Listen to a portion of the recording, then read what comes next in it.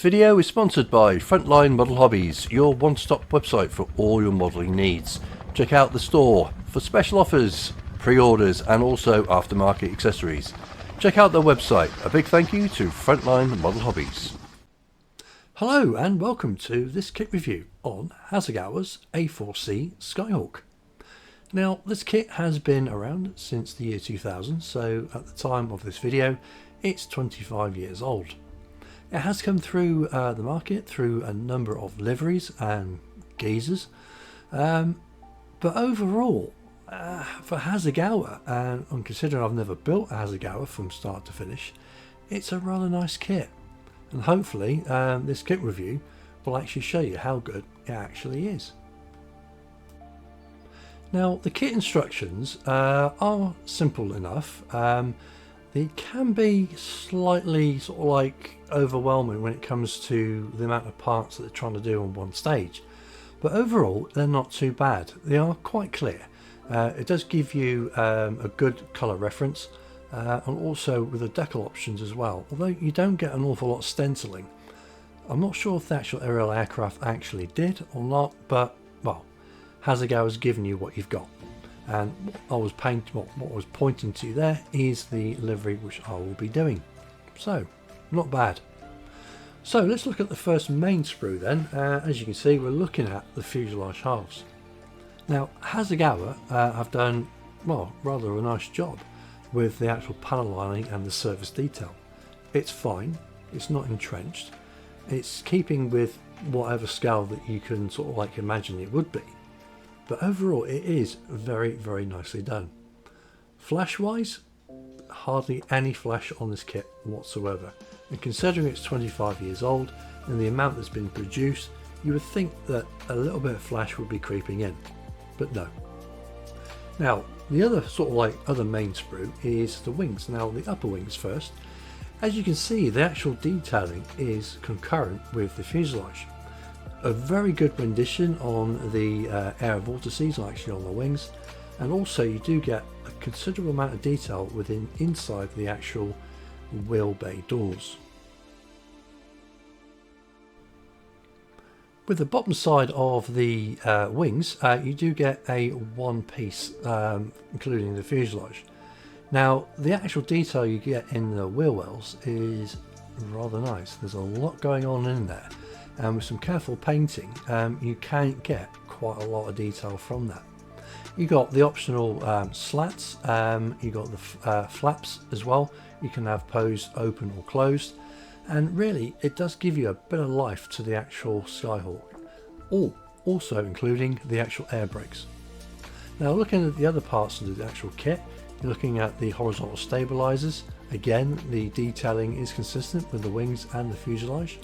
And you get the other prominent parts as well, as in the fuel tanks, the pylons, and all the rest of the bits and pieces, including the wheels, which do have separate hubs. Now with this sprue, we're looking at the smaller parts, and including the undercarriage as well. Now the actual ejector seat, it isn't too bad. It's a multi-part affair, but once it's actually in the cockpit and actually inside the fuselage, you don't see an awful lot of it. You only see sort of like maybe the quarter half of the top. You do get moulded on seat belts, but I did get a aftermarket set for that particular reason, because they're not really that good. You get a boarding ladder, the firewall, and all the actuating arms as well for the actual undercarriage and the actual speed brakes.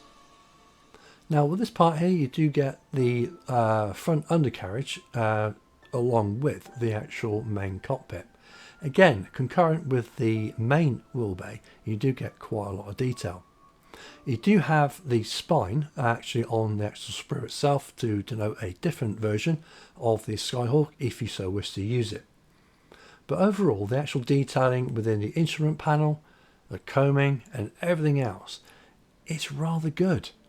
It'd be hard pressed to actually buy any other aftermarket accessories. And even with the actual intakes as well, they are ejector pin free from the inside. So again, Hasagawa has done a very, very nice job. Now with the actual main intakes as well, you do get a one piece section.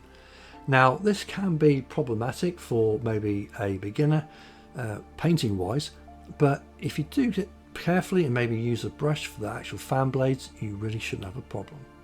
Clear parts, yeah, they are rather nice. They will need a bit of a buff because they've been carted around in the box for quite a while, but a little bit of polish, that will sort it out. But overall, you do get a nice selection of the actual clear parts. Decal wise, you do get quite a nice sheet. Now the colours, yeah, they are very bright and they are really nice. Now I've never used or never got that far in using Hasagawa decals, but at the time of this I've actually decaled the actual Skyhawk and they are rather nice. Now you may think that that is a misprint on that star and bar there, but that is to actually go over the actual refueling probe. Now the only aftermarket that I did actually get for this is a Quinta set for the cockpit. Now will I get another one? No, because once you've actually got everything inside it, you're hard pressed to see much detail anyway. So if I do get another Skyhawk from Hasagawa, I don't think I'll bother. All I'll do is actually just do the painting. So overall, for a 25-year-old kit, the A4 Skyhawk from Hasagawa is a very nice kit indeed. Now I'm actually doing this kit for the Vietnam yearly build. Now after doing the 086 and the AH1G Cobra, I thought, do you know what, I want to do something simple. I read some reviews and I thought, yeah, this will be the kit to actually do. So I'm doing it. So hopefully you'll see the build coming onto your screens very soon. Anyway, thanks for watching the review and I'll see you on the next video.